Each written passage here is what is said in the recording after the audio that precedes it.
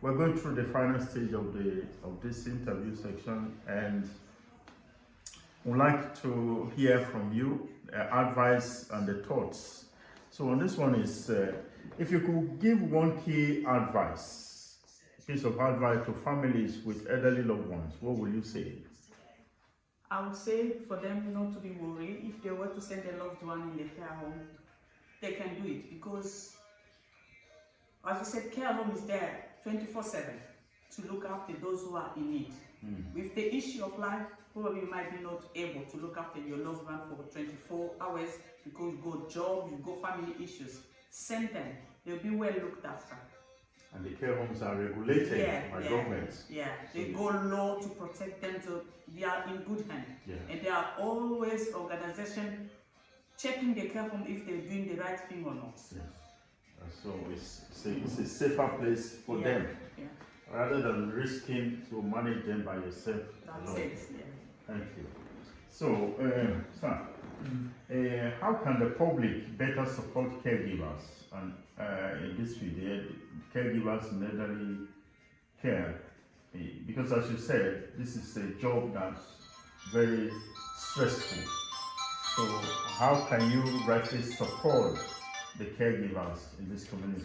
I think show appreciation and respect for care workers is very important. Appreciation for what they do. Yeah, appreciation for what they are doing, and advocate for better pay. Yes. Because let me see some things very important, because you raise some things I really appreciate. Yeah. In that field, they don't pay very good. Why not the government can look the social power, they can look how to give people the better condition. Look example what happened during COVID-19. The key worker was working 24/7. Yes. Some companies was closed down. But as a key worker, we try our best to support families. Yes. I think the social power, they need to look at, I want to talk social power to government. Yeah. They need to look out how to try to raise for better pay. Better pay. Yes. Apart from appreciation for the job, there need to be a better paid job. Yes. And not minimum wage. Minimum wage. That's true. That's true. So, how do you see the future of elder care heading in the next 10 to 20 years? In the next 20 years, I'm thinking look about smart and tech-enabled care and technology. In the next 20 years, everything is going to be like in the technology computer system, because we are living globalization time.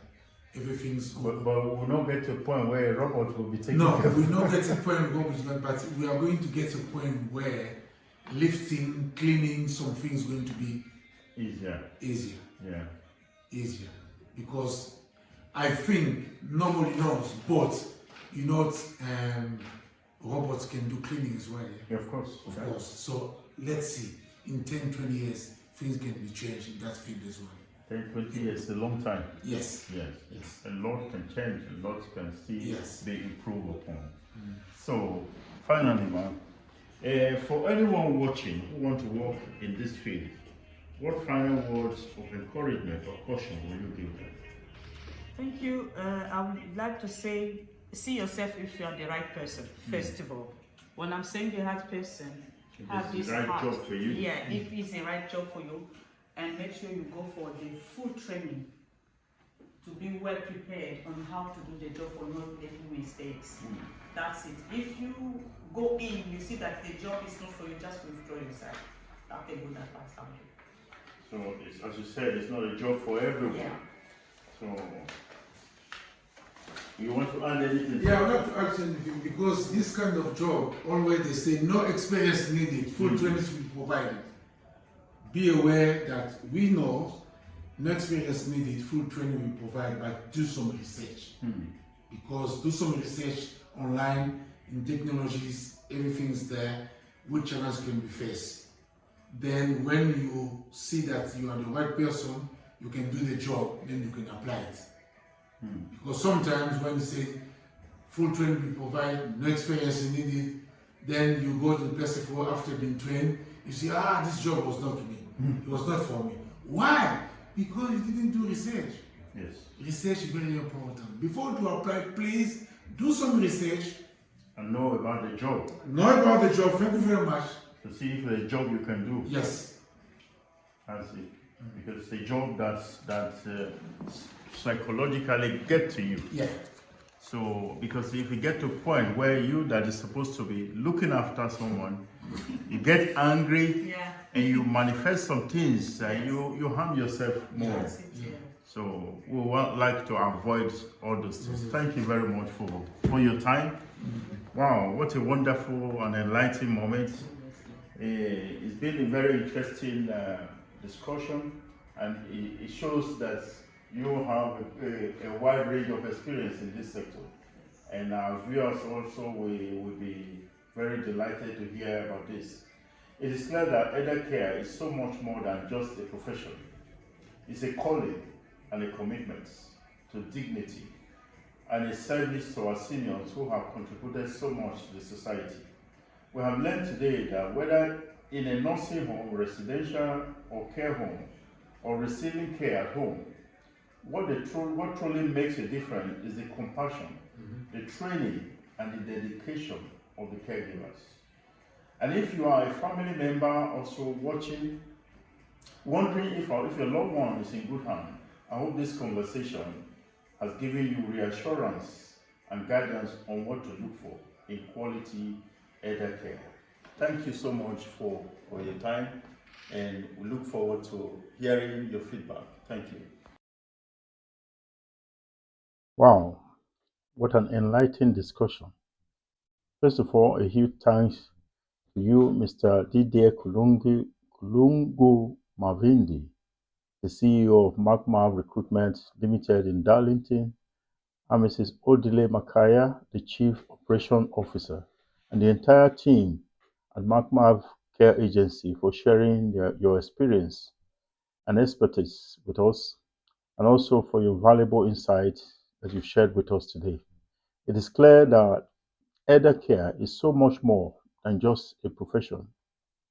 It's a calling, a commitment to dignity, and a service to our seniors who have contributed so much to our society.